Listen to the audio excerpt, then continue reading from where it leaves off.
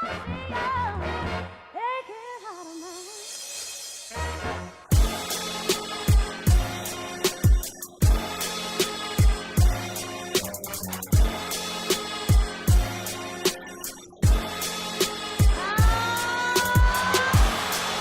have a timeout. Decide not to use it. Curry, way downtown. Bang!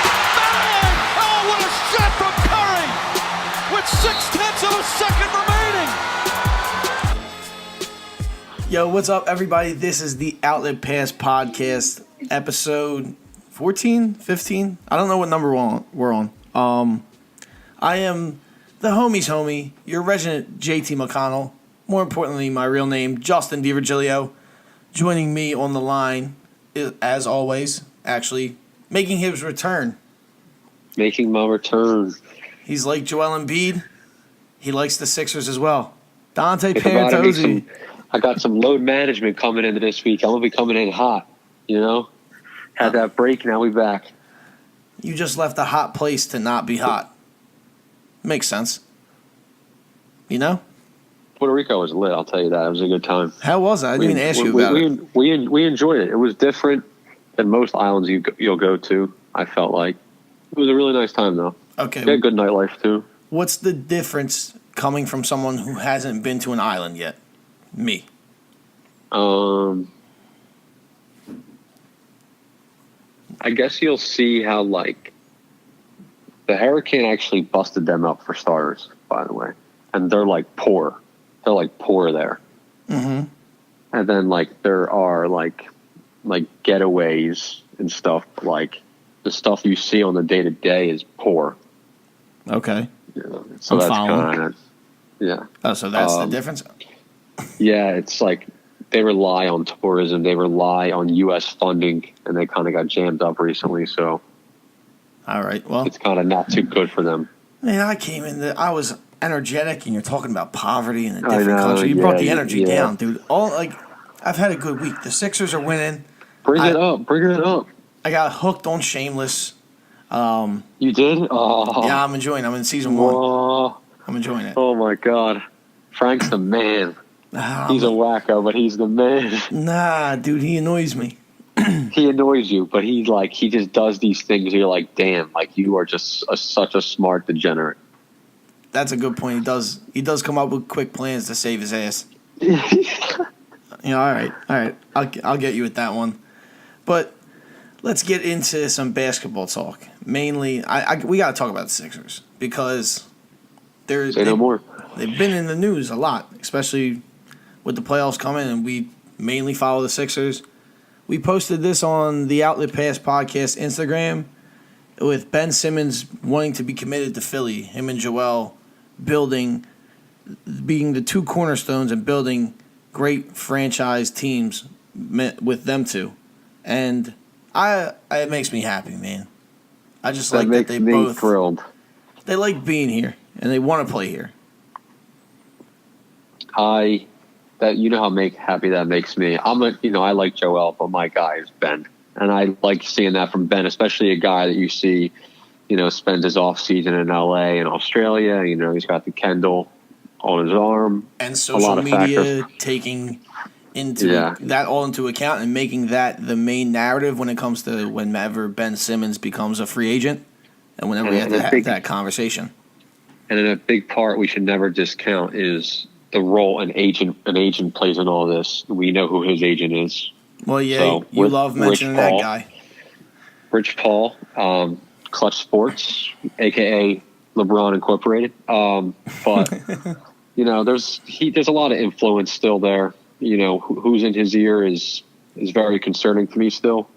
I'd like to think that the right people are in his ear, which that being the Sixers front office, Elton Brand saying we really want to commit to you, which they do, obviously. When you're selling jerseys left and right with Ben Simmons on it. Yeah, in his second year, he's a star. And he helps the team out. And I bring that up because that was a quote. And then Brett Brown was on Zach Lowe's Low Post podcast for ESPN, and he reiterated that the plans are for them to play together in Philly. And they sat down in the office more times to try and figure it out than Ben and Joel liked. Like, these are long quotes. I have long monologues from Brett Brown, but I'm not reading all that. Mainly, he's trying to help them. He has a long history with Joel Embiid because he's the longest tenured Sixer that Brett Brown has coached. And then Ben Simmons, he has a close relationship with his family because of his Australian basketball ties. So, Brett Brown, I know people like to call for his head a lot, but he may be the perfect coach as of, like, the next couple of years to help them learn to play together.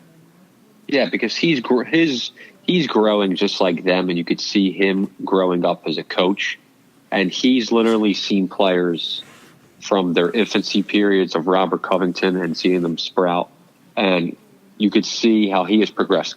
Don't get me wrong, he's still not a top 5 coach in the league. Let's just be fair. But he's probably the best coach for us at the moment, and that shouldn't be discounted. Based on the relationships, he's a player's coach. You know, the ring the bell stuff's awesome. Yeah, I really enjoy that factor. I like that. I wish Jimmy was more into it. He looks so unenthused every time he does it. Maybe Jimmy was tired. Yeah, but he's been tired. It was a back-to-back. Since you mentioned Jimmy Butler, he hasn't really been able to hit threes since the All-Star break, which I am not happy about, honestly, because that's his role. One of his roles in the offense at certain points in the game to make catch and shoot threes and make them be honest, make the defense honest. He's 8 for 34 since the All-Star break. Oof. See, those are supposed to be situations where I feel like he should follow the play, like, you know, Joel does, and try to take that top of the 3 hit.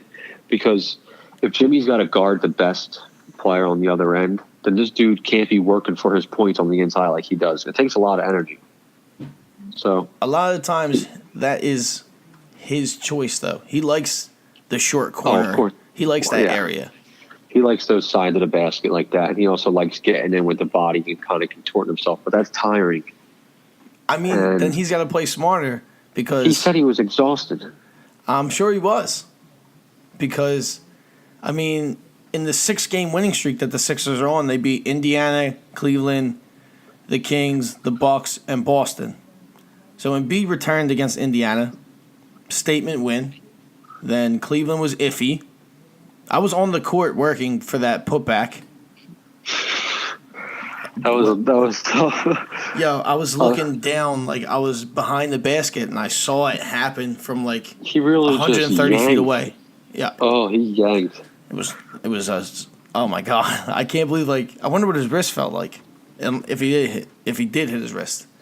Then the Sacramento game, that was a great Jimmy Butler game, actually. Mm-hmm. Really played well on offense and defense. Closed in the fourth quarter. The ball. Yeah. He was involved a lot. And the big ones, the big fish. Where were you? Were you watching the Bucks game on Sunday? Please tell me you watched it. Come on. Don't ask questions you know the answer to. All right. What'd you think? Oh, my dog was working in that game, brother. You know, he brought it. But what I'll say is, I don't understand how the Sixers can literally still let up. I understand they have this idea that if they can get like one guy to get theirs, but nobody else gets it, that they're probably going to win the game. But you let Giannis put up 50 on you this year. You let Blake Griffin put up 50. Then also Kemba put up 50 on us. Who's the third guy? Was it Kemba? Yes, it was Kemba Walker. Come on, bro. We have 3. Come on. We're supposed to be a top-tier team in the East, and we're letting guys drop 50 on us.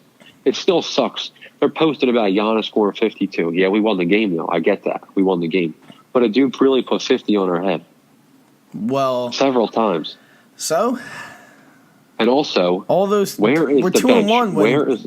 Wait. We're 2-1 when guys score 50 on the Sixers. Yeah, but how good of a stat is that? Come on. I'm just saying, above 500. But what'd you say? Where's the bench? James Ennis had a good game. Mike Scott. Mike Scott drank whiskey and hit a couple threes. Did a little shimmy after one of them. Big in the fourth quarter. Come on, it's got to count for something. Yeah. That was a good Sunday. If you're asking what the bench was, I just told you. Then the past, I guess I should have commented and said, past the Bucks, the past 2 games, there's been no bench play. I think they might have 15 points between both games total. Well, I know James Ennis has 7 because he scored 7 in the fourth quarter against the Hornets where they barely won. And I think he's the only person. Mike Scott didn't hit a shot all game. I think he was the only bench player that scored that game. I think they had 7. Like, it was, like, really tough. Well, we're really all over the place. But you're going to need bench support in the playoffs. Yeah. Every team does, right? All right, so the biggest game, most recent game, is the Boston Celtics playing the Sixers in Philly. I worked down on the floor for that one, too. And the energy was incredible. And since we're talking about bench, let's just get into it. There was a lack of bench last night, even though the starters picked them up.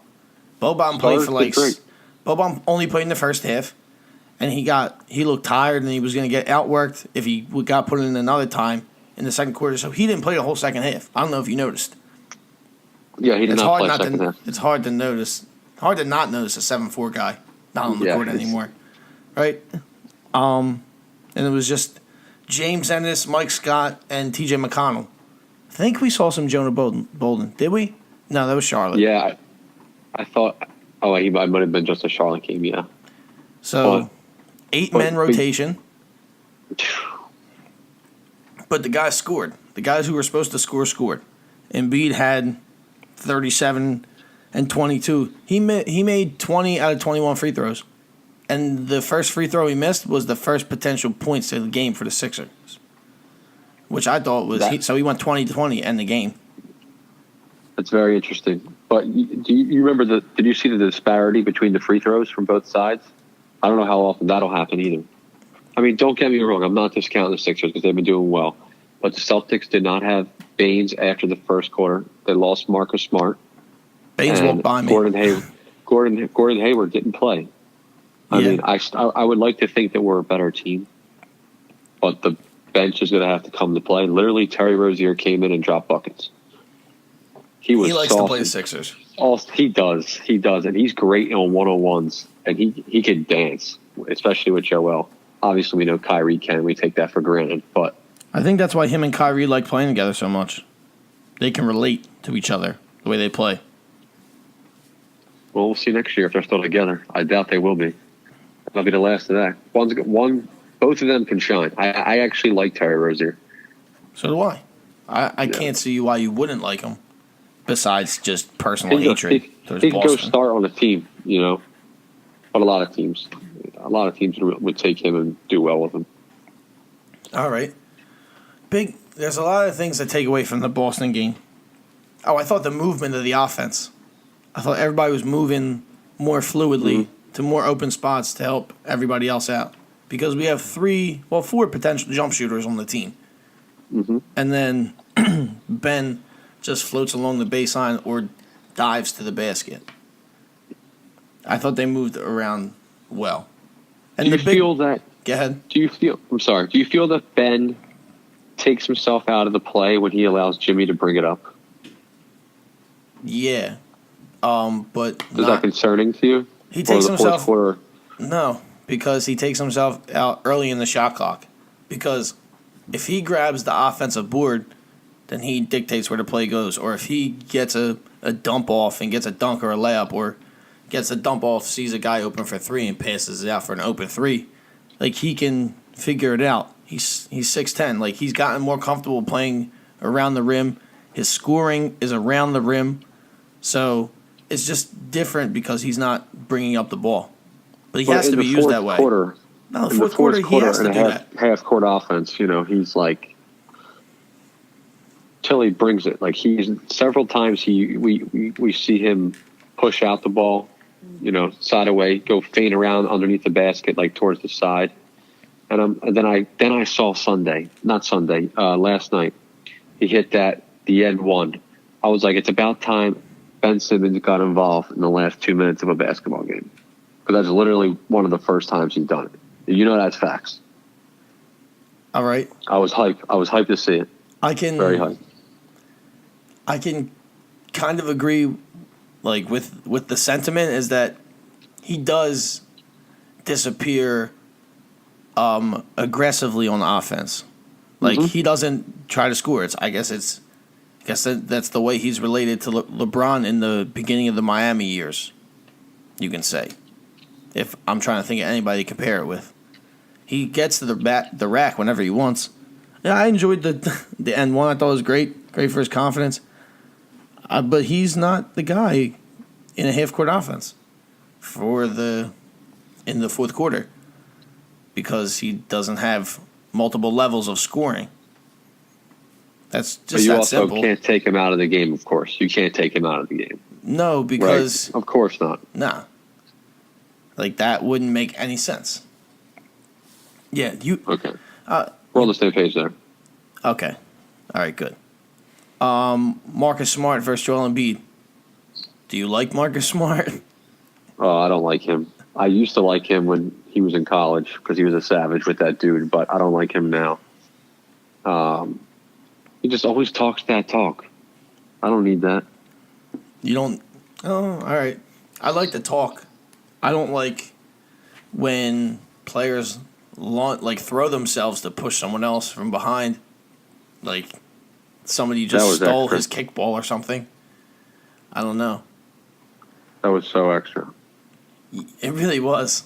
And he was about it, though. I think they would have fought if it wasn't an NBA game. Yeah, so we have this thing, me and my buddy Jack up here. He says, what player is most about that life in the league? And I think it's James Johnson. And he always says it's Marcus Smart. So I would think that Marcus Smart does not care how big Joel Embiid is. That does not matter. He would have tried to throw hands if he could. Yeah. You know what I'm saying? I like the way you reason that. I like the way you reason that because, at that, you can't still look at him like, oh, this dude drops he gets buckets in basketball. He's the man. Can't think about that in the fight. I'm pissed. I'm gonna punch you in the face. Yeah. I'm with James Johnson, though, just because he fought in MMA. Yeah, he's a savage. I would not want to throw hands at him. Did you see after the win, Joel Embiid posted a big win, and his location was Lametown? Because of course, Terry Rozier said the first thing that comes to mind when he hears about Joel Embiid, he thinks lame. Just some classic Joel, pretty much right there. One of the most unstoppable players in the league. Which he said after the game. Yes, he did. He ain't wrong. He is not wrong. I don't know if he's but he is one of top 5 for sure. All right. I'm fine with him saying he is, though. Yeah. All right, I will take that. We'll take that. Because if he feels like that and he's putting up 37 and 22 semi-consistently, it's his 26, 30-point, 10-point rebound game of the season. Most in the league. So, but I'm thinking about Ben Simmons' role in the offense and how Jimmy's is clearly defined. We said it a couple times, he was tired from the back-to-back, and he just needed to get his teammates to get him to the fourth quarter so he can have that ball. And he had 15 in the fourth quarter. It's nice that Jimmy still does Jimmy things. I love it. Yeah. I feel like you have to wait till the fourth quarter because the dude can literally take 2 shots all game, and you don't even realize that he was playing until the fourth quarter. That kind of puts me at pause sometimes, but if he didn't get the fourth quarter points, yeah, I'll take it. But that doesn't always happen. You're not always going to hit your shots in the fourth quarter. I love that practically he gets they could wake him up and they'll be like, yo, Jimmy, we're playing in 5 minutes, 10 minutes. Wake up. We need you. He'll suit up. He is the Batman signal. When the Sixers need buckets, they call him. And that's just how his mentality is. He'll just wait, float around the game for a little while, and when I need to score, I'll score. And then when he scores, he's more locked in. You know how that goes with players. You see it. Yeah, he gets locked in. So I really enjoyed it. The pose was incredible. He held it, held character pretty well for a good 3 seconds. People were going nuts around him. Then he finally braked and cracked a smile and talking to Embiid and everybody congratulating him. Great moment. 3rd game-winning shot, or 4th? 4th or 5th for Jimmy Butler for the Sixers. Yep. It's nice to have. catches buckets. Sixers have an eclectic team. It's the third version of this year's team. Which version do you like the best? This one. Okay. Well, is it mainly because the Sixers are 13-5 since acquiring Tobias Harris? Probably yes, but I don't want to even. Yeah, I'm not going to bring up Markelle. I don't need to. I wish we gave him a chance, but I understood it from a business perspective. As a GM, you couldn't do it. So, but I'm a little salty about it. Jonathan Simmons is not playing meaningful minutes. Not saying that Markelle would have, but at that point, it's a null and void. Besides cash, what really detracted you from really doing that? Yeah, you're the only person calling for Jonathan Simmons to not play, and you're actively angry about it. Because I really don't even care what he does. He's just a body at this point. I just look at him as Markelle when I see that. That's my issue. So, all right. But Markelle didn't do anything either. Yeah, but only from a numbers perspective is how I can look at it and be okay. Because at that point, neither are playing. Okay. So you'd rather have Markelle not playing than Jonathan Simmons not playing is what you're saying. Yeah, because at that point, who does it really hurt? Except from the business standpoint. That's the only reason why it had to be done. All right. Yeah, I guess they were over it. I don't blame them. Yeah. I mean, there had to be. It just came to a point as well that it was just we don't need the headache. Shift it from somewhere. Get it off what we're doing. And you know who's quote unquote what? I was to say quote unquote move it off the balance sheet. Oh, okay. a little financially. Bang. Was that you just pull a finance joke? Yeah, here? A little bit. You know I'm financially illiterate. Should I admit that? No. Oh no, I'm not. No, I'm lying. Allegedly. We don't want them to hustle us. Allegedly. If we get our sponsors, we'll be fine. You got to put that in. Arm us. You got to throw it in everything. I'm allegedly financially illiterate. No, I'm not that. But I had a segue too. I don't know. Well, Russell Westbrook, that situation happened about a week and a half ago. I just thought it'd be worth talking about since it happened a day or so after I recorded the last episode of the podcast, or it felt like it did. Were you on Russ's side or the fan side? I am on Russ's side. All right. I think there's no time for that shit. Yeah, he got fined $25,000 for getting into the back and forth for threatening, I guess, him and his wife, which is that's a lot for an insult or a it was a good insult though. It was healthy. That was some shit. Okay, Russ, have at it, boy. He's another one who don't give a shit. Yeah, but he literally said, "I'll come back. I'll come at you and your wife." He didn't hold back. That was right on camera too. So they had to set a precedent and fine him. $25,000 him is literally. You think that's appropriate? 4 minutes of a game for him. Okay, no, fine. Contract wise, fine. Stop bringing out all these numbers, Mister. Yeah, whatever. Michael Smith. That's who you look like. You should have been on that show. Numbers don't lie.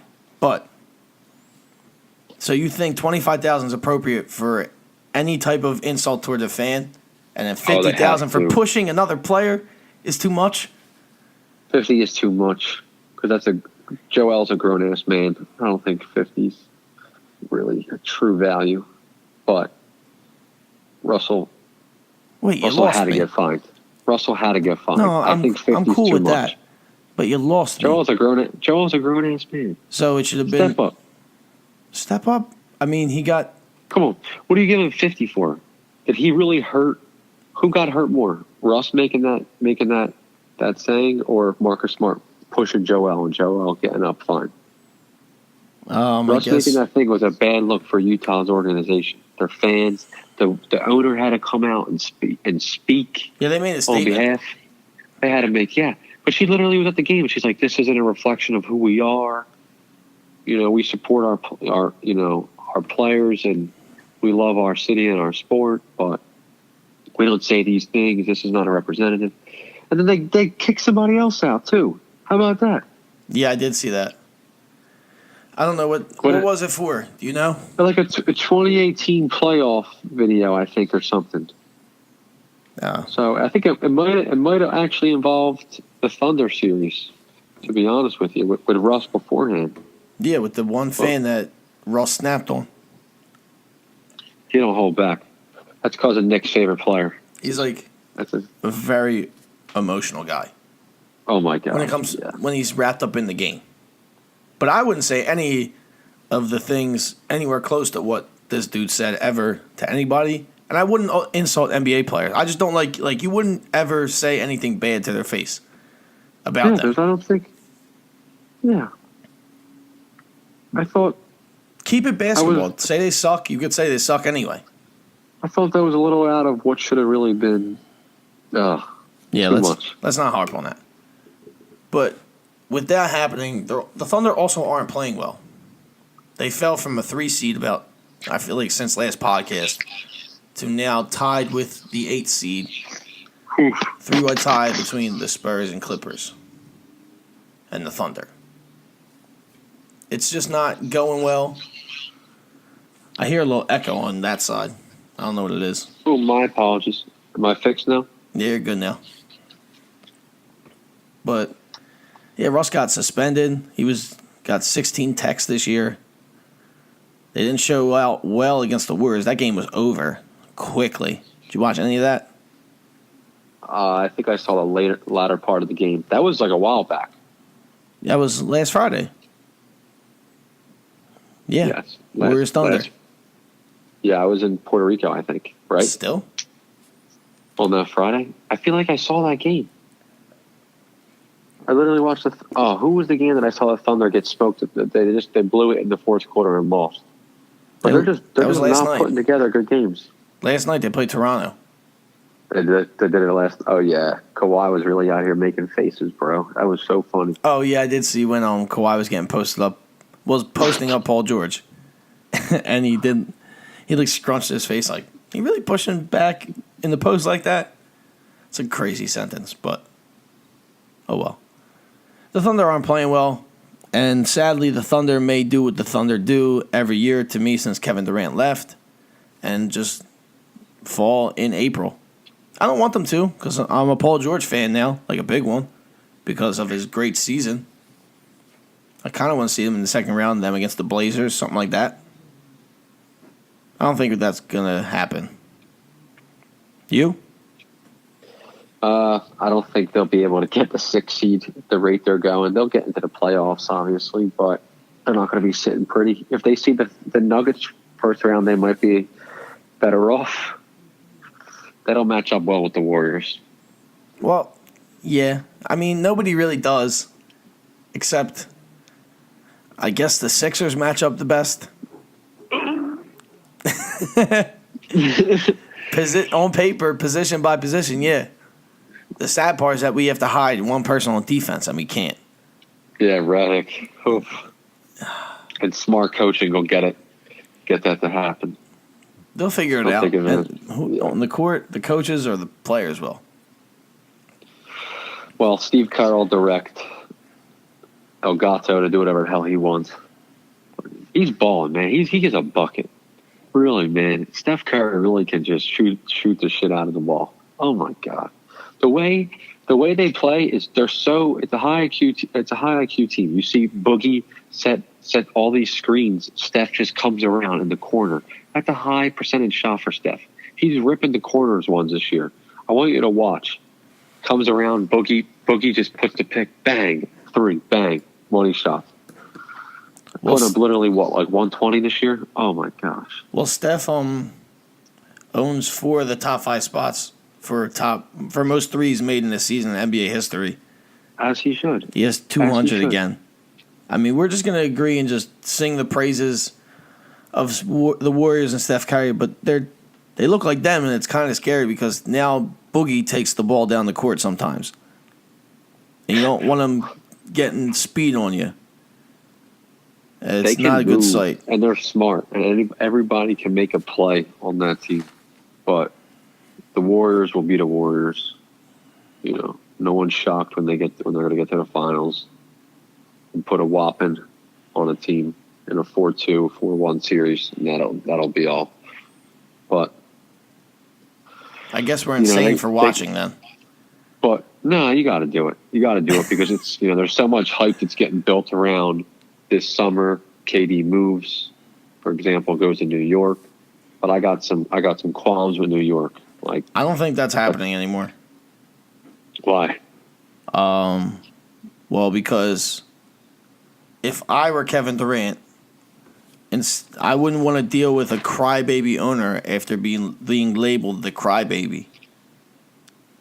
You understand what I'm saying? I don't want to deal with James Dolan. Yeah, he's a whole B. Can't say the word. Trying to be PG on this, but I don't like him. I don't like him. He is. It sounded so corny, but he is like so. He don't give a crap. He don't give a crap. He's making money. MSG, those tickets sell, bro. Well, that's the problem. Because in the video, if you didn't see a fan went over and told James Dolan what he's heard for the past, 20 years to sell the Knicks. So, and then he got offended, said that's rude, and then he bans him. And the guy was like, it's an opinion. And then whoever held him up, and now he's banned. And he went to apologize and explain what happened on the Michael Kay show, which is a radio show in New York. Did you see any of that? No, I did not. Apparently, he found out before the game somehow somebody who works for the Knicks found out that the fans planned to do it because they wiped all their social media clean, and then afterwards they sold the video to TMZ immediately. And he said the ban was because the fans' intentions were confrontational. Yeah, the fan really was out here to get some money, huh? I mean, that's what he said. That's ugly. That's ugly if that's the case, even though I do not mess with Nolan. So I'll make that clear. See, Dolan. I think James Dolan made them money because if he never responded, then what's the video? You shouting James Dolan sell the team and him walking by quietly and not even noticing you? I don't really think that makes you a buck from TMZ. And TMZ has a lot of just tacky stuff, but I don't think that makes you money. Nobody's going to want to watch that. You understand what I'm saying?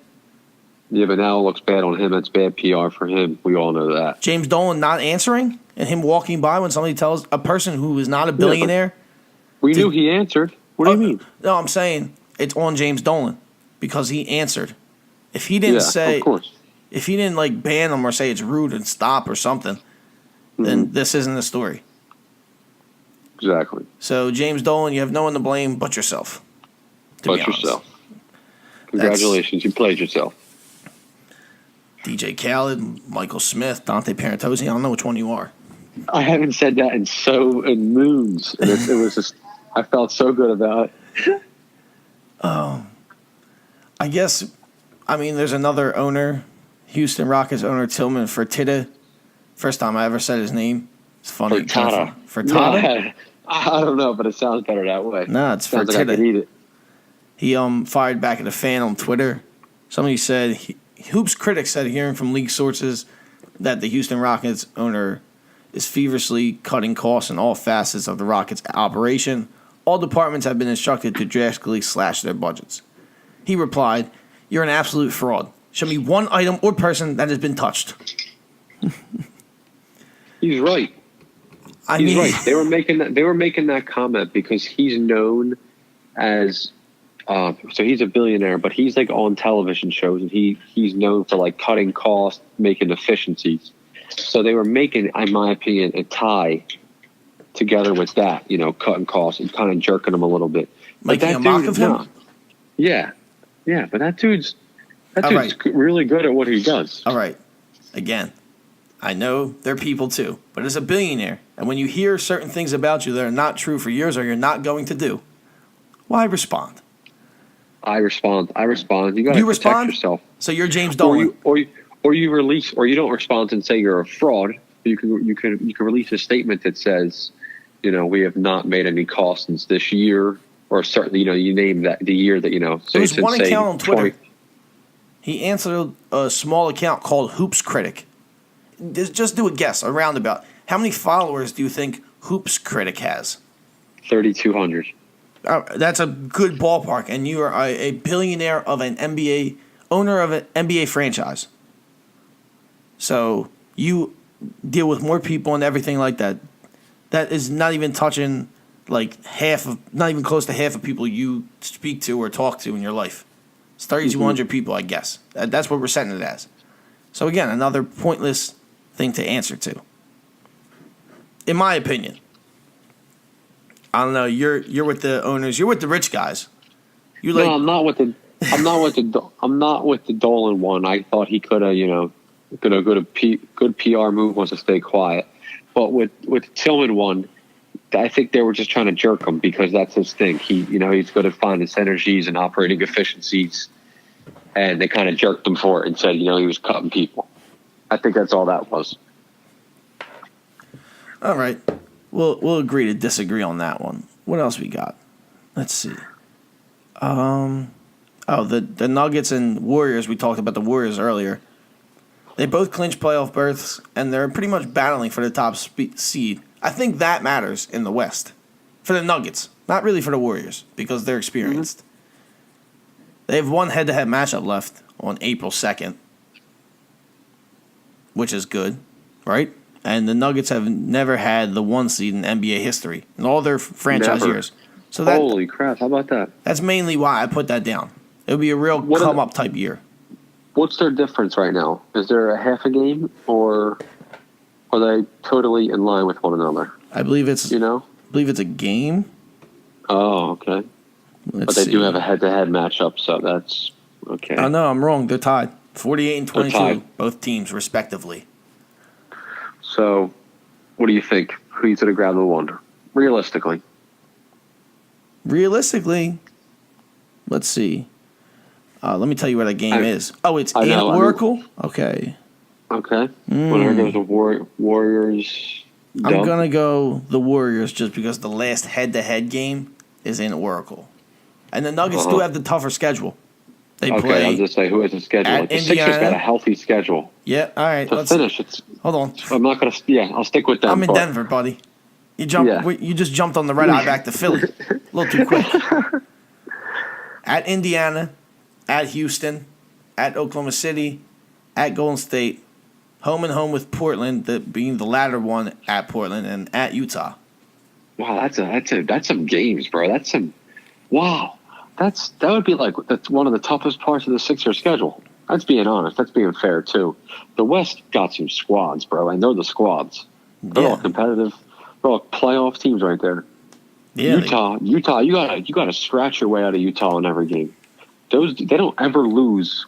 They never lose by blowouts ever. Well-coached team. They know how to play together. They're well operated team. Yeah, together they play well together. Head coach. You like him?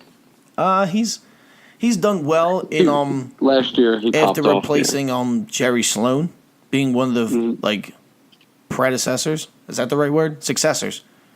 Yep. Third successor of coach. The third after Jerry Sloan left.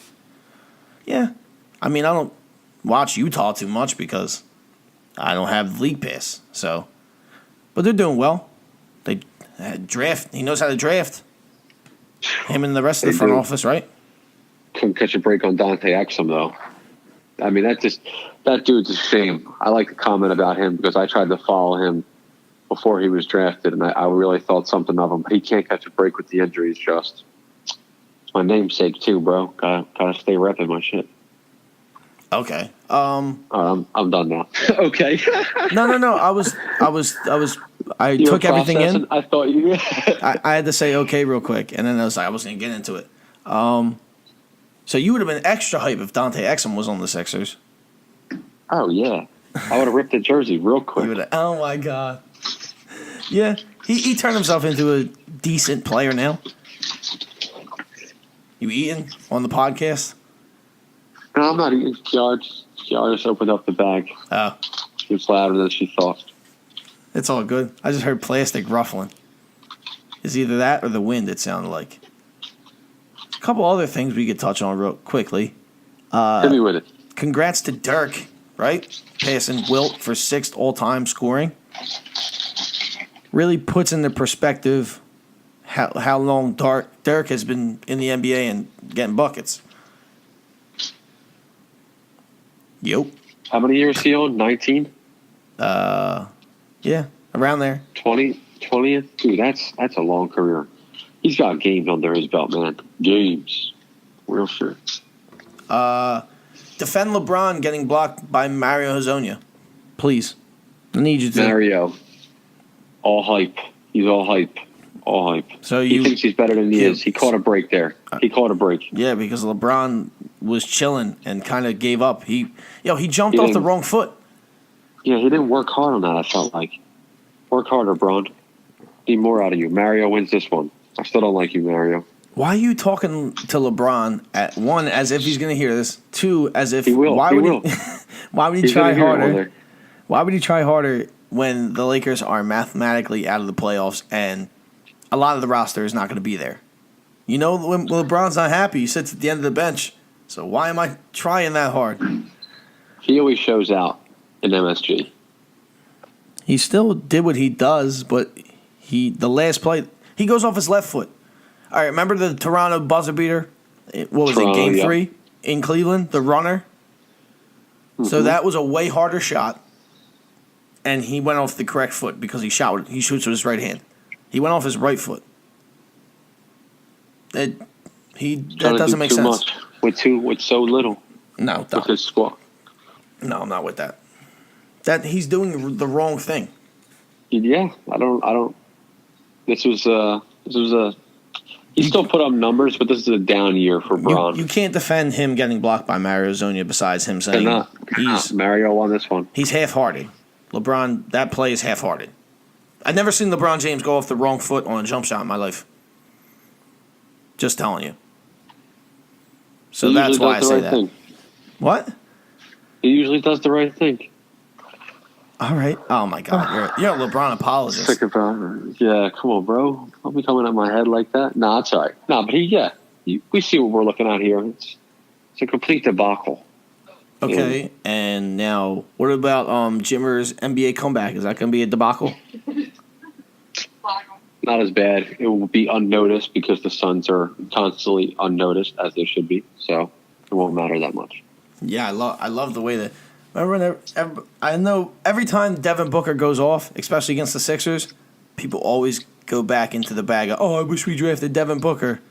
Well, the Suns can't really do anything, and he's the best player on the team, and he hasn't really changed the team at all.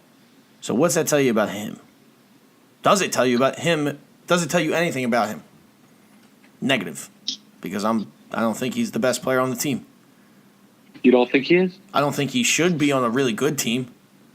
Yeah, he can't be the best player on his team. That's my point. Like, if it was just, if Devin Booker hasn't beat, it's a different story. My main point is that the Suns are a mess. That's the point.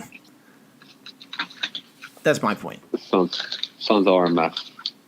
I'd say, though, if I can put Devin Booker on any team, I would put him on Detroit. And I think they would be a good squad. I'll say that. All right. That's some fantasy trade.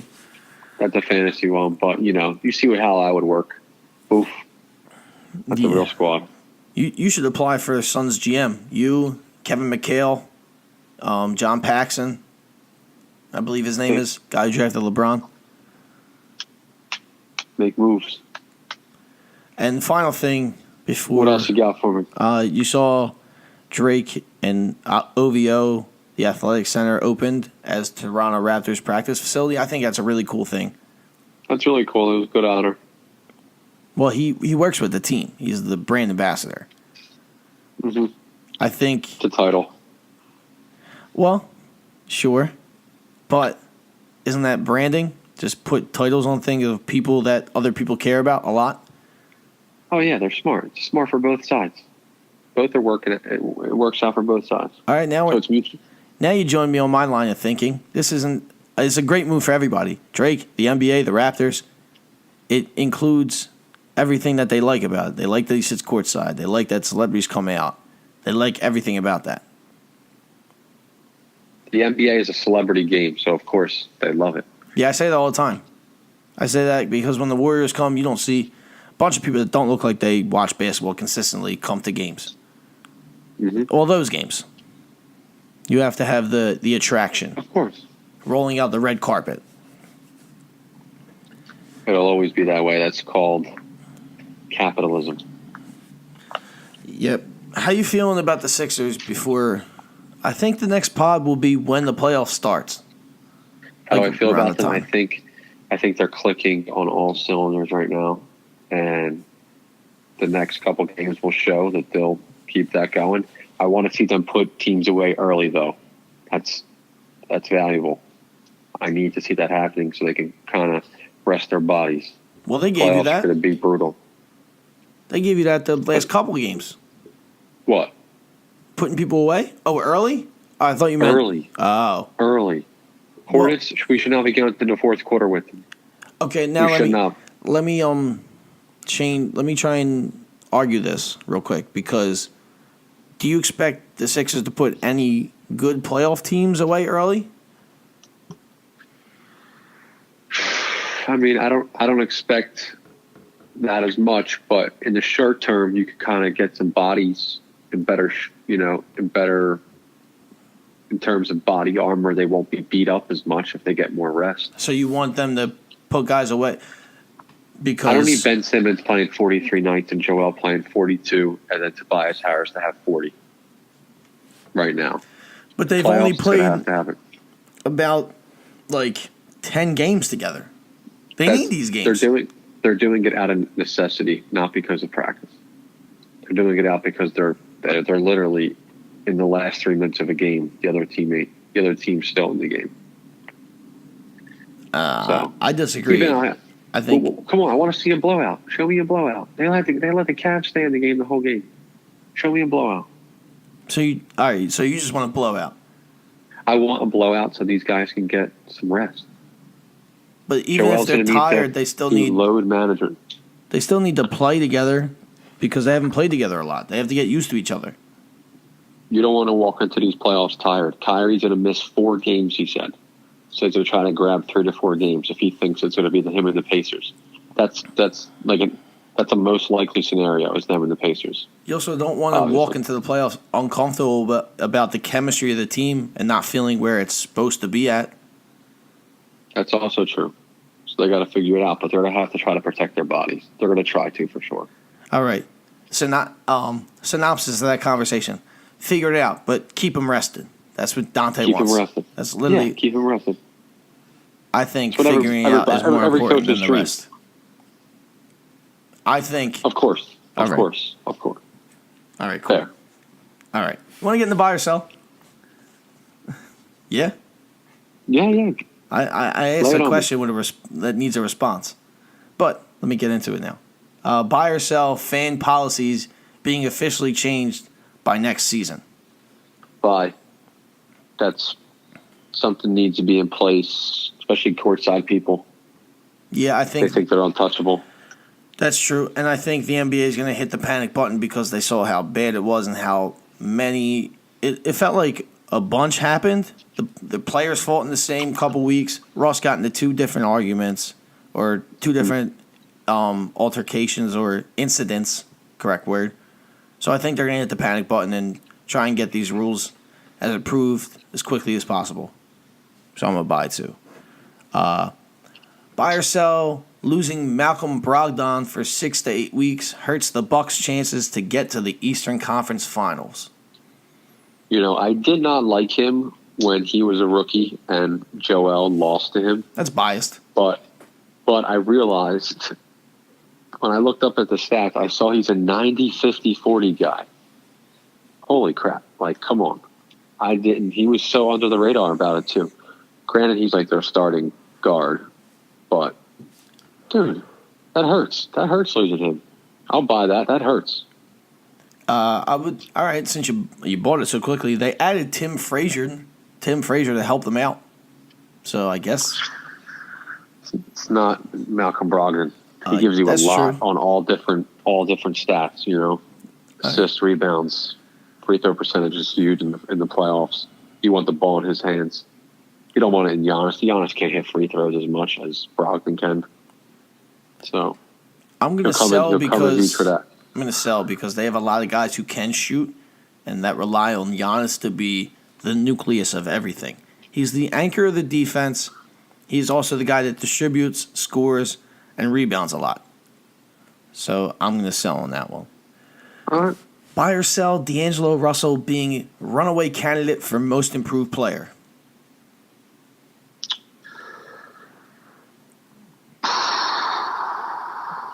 I guess that's a buy. I don't know who else is really in contention for it, depending on how you rate. Like, can Paul George win most improved? Or that's too. No. It's not a. That's too small. You of don't a get gap. most improved from going like but sometimes they do that. Semi Giannis good. got it last year. Did he? Yeah. Oh. Didn't he? Did you just say something and then say, wait, did he? I think he did. But then you weren't so confident in the response, so now I'm nervous. But Because I didn't know. Let me look. MIP. Or Oladipo won it recently too. June 26, 2017. That was the year before. Okay, so Giannis, and then Oladipo won it the most recent year. Yeah, all right. Still. I would say in the running are D'Angelo, Zach LaVine, I guess. Trying to think. Maybe De'Aaron Fox. Buddy I guess Hield. Russell, though, because he'll make the playoffs. Buddy Hield, but I think D'Angelo Russell got it because he's doing it. Like, the more recent you do it, it sticks in your mind. And he just got the Slam magazine cover. Like, he wants to play in Brooklyn. He's a free agent this year, too. Like, a lot of different factors. He brought the Nets to prominence again. So, I'm going to buy. And buy or sell the Rookie of the Year race being closer than the media leads us to believe. It is not a clear race. It's not close? It's Luka. No, I don't think so. Okay, so you're selling. I think Trey really is trying to push the envelope more than the NBA is. He's trying to come out and say, "Oh, like, look at me, I'm dropping buckets. Look at me, I'm getting this." Like, the Hawks aren't winning. That doesn't matter. It doesn't matter.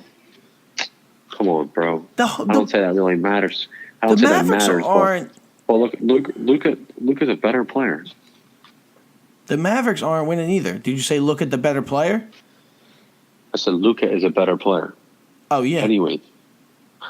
I don't know. Trae Young's out here trying to make it his. I like that. That's why I'm rolling with Trae. Oh, screw him.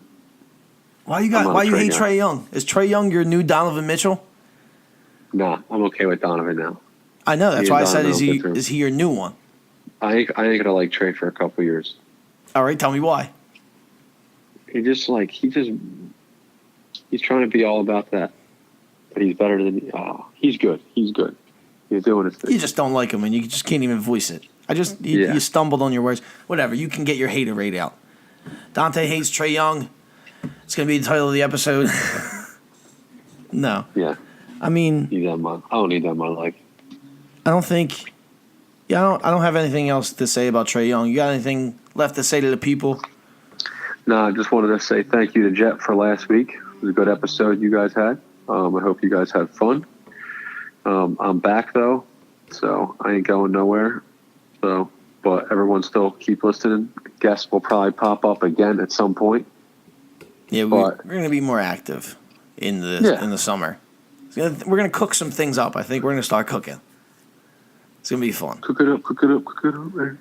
Oh, well, as always, let me get into the plugs. Instagram, The Outlet Pass Podcast. Twitter, @pass_podcast. On Apple Podcasts, Spotify, The Outlet Pass Podcast. YouTube.com/Justin DiVirgilio. SoundCloud.com/The Outlet Pass Podcast. That's pretty much it. Thank you for listening and this was the Outlet Pass Podcast, the ball being our opinions, and we're passing it out to you. Peace.